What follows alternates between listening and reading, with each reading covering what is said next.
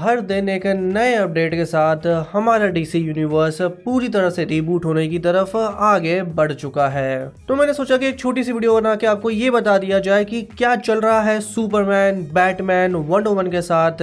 चलिए जानते हैं सब कुछ। So let's start.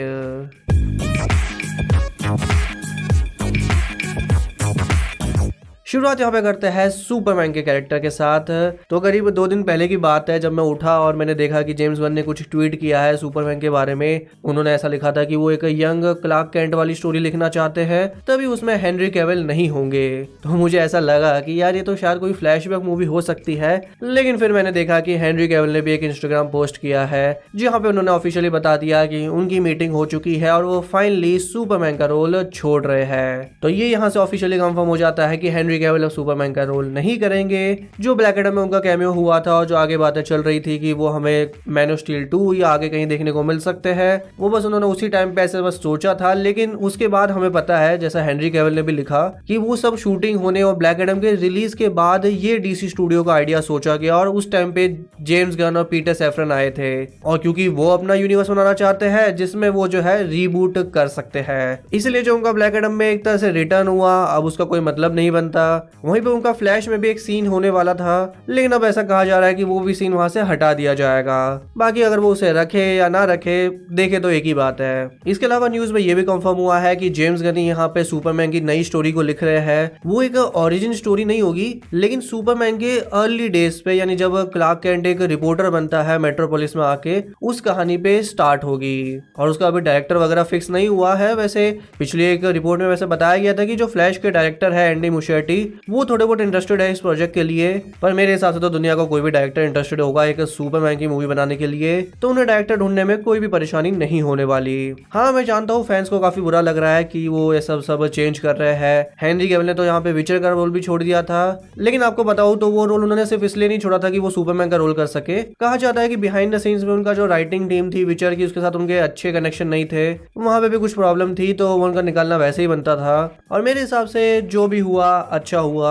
I mean ये हेनरी कैविल बार बार आ जाते हैं, उन्हें बुलाया जाता है, फिर उन्हें हटा दिया जाता है। इससे अच्छा तो उन्हें परेशान ना किया जाए और कैविल भी जो है अपने फ्यूचर के बारे में अच्छे से सोच सके। ये ऐसे वो सुपरमैन में भी वैसे वो फंसे रहेंगे तो उनके साथ भी कोई अच्छी बात नहीं है। हाँ, एज अ फैन मैं भी चाहता हूँ कि वो वापस दिखे और मैन ऑफ स्टील 2 बने, बट आई डोंट थिंक ऐसा होने वाला है। अगर जो हमें अभी तक देख के लग रहा है कि वो पूरी तरह से डीसी यूनिवर्स को रीबूट कर देंगे।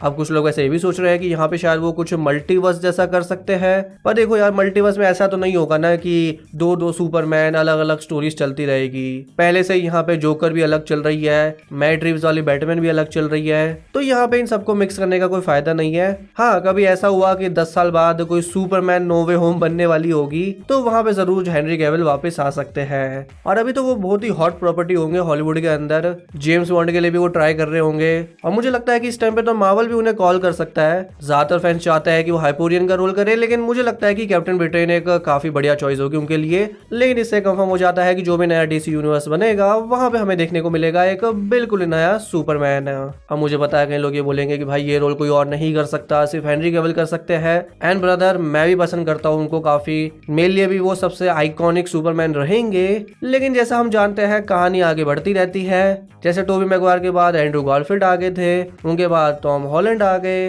जैसे क्रिश्चियन बेल के बाद बेन एफ्लेक आ गए और बेन एफ्लेक के बाद यहाँ पे रॉबर्ट पैटिंसन आ गए। तो कहानी तो देखो हमेशा से आगे बढ़ती रहती है और बढ़ती ही रहेगी। बाकी हम कुछ यहाँ पे ज्यादा कर नहीं सकते। डीसी स्टूडियोज के हेड जेम्स गन ने तो कहा भी है कि अगले साल हमें जो है अपडेट्स मिलना स्टार्ट हो जाएंगे न्यू ईयर के टाइम से ही। तो वो अगर आपको अपडेट्स चाहिए वो आपको यहाँ पे इस चैनल पे भी मिल जाएंगे, जिसके लिए आपको नीचे सब्सक्राइब का बटन जरूर दबा देना है। आगे बढ़े तो वहीं पे इससे पहले ये भी कंफर्म हो चुका है कि वंडर वुमन 3 भी कैंसिल हो चुकी है। और यहीं इसी टाइम पे गैल गैडोट ने भी कुछ दिनों पहले ट्वीट किया था कि वो काफी फैंस को थैंक्स कह रही थी कि उन्होंने वंडर वुमन के रोल में उनको अप्रिशिएट किया। तो कहना कि शायद उन्होंने भी उस टाइम पे हिंट हमें दे दिया था कि वो भी हमें आगे नहीं दिखने वाली। और यहीं पे तीसरा बड़ा कैरेक्टर है बैटमैन का।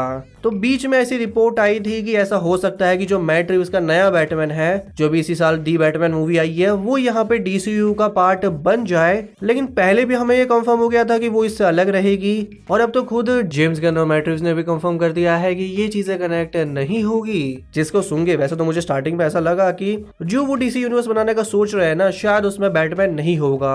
हालांकि जेम्स गन ने उसके बाद कल ही एक पोस्ट कर दिया है कि ऐसा कुछ नहीं है, वो अपने यूनिवर्स में भी बैटमैन को लेके आएंगे।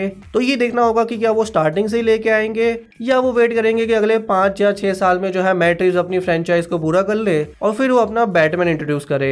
लेकिन एक बात जो उन्होंने बताई है कि बेन एफ्लेक से उनकी बातचीत चल रही है बैटमैन के रोल में वापस आने के लिए नहीं, लेकिन एक डीसी मूवी डायरेक्ट करने के लिए, जो काफी इंटरेस्टिंग प्रोजेक्ट होगा। तो जो भी हो, ये सारे सबूत है कि ये यूनिवर्स पूरी तरह से चेंज होने वाला है, वो सीधा जीरो से स्टार्ट करेंगे। मुझे स्टार्टिंग में तो ऐसा लग रहा था कि जैसे जेम्स गन ने दी सुसाइड स्क्वाड बनाई थी, सुसाइड स्क्वाड में से जो वैसे तो पुरानी स्टोरी से कनेक्ट होती थी, लेकिन उसमें बहुत सारी चीजें चेंज कर दी गई थी, और वैसा ही कुछ वो यहाँ पे करेंगे, काइंड ऑफ एक सॉफ्ट रीबूट। लेकिन अब तो मुझे उसके भी आसार नहीं लगते। तो मैं यही कह रहा हूँ कि जो ये यूनिवर्स वगैरह है, ये सारी चीजें है, ये अपनी जगह पे सही है, और मैं भी यहाँ पे Henry Cavill, Gal Gadot, Margaret Robbie, Ben Affleck, इन सबको काफी मिस करूंगा। लेकिन अगर वो कहानी आगे बढ़ाना चाहते हैं तो वो उनकी मर्जी। मुझे पता है कि हमें बुरा लगता है कि यार हेनरी कैविल के साथ ऐसा नहीं होना चाहिए था, लेकिन ये पहले भी हो चुका है एंड्रू गारफील्ड के साथ। उनको भी स्टूडियो ने अच्छी स्टोरी नहीं दी, भले ही वो इतने अच्छे स्पाइडरमैन थे। तो एक तरह से देखे तो उनकी किस्मत में नहीं था, और वो वहां से आगे बढ़ गए, और वो बाई चांस ऐसा हो गया कि उन्होंने नो वे होम बना दी, जिसमें वो एक बार कैमियो करने के लिए आ गए। तो एक तरह से फैंस ने उसे वापस देखा और उन्हें काफी पसंद किया। ओवरऑल इन शॉर्ट मेरा यही कहना है कि कहानी आगे बढ़ती ही रहेगी। और यहीं पे करते हैं वीडियो का एंड। अगर आपको वीडियो अच्छी लगी तो आप नीचे लाइक का बटन दबा सकते हैं। चलिए मिलता है अगली वीडियो में, तब तक के लिए बाय।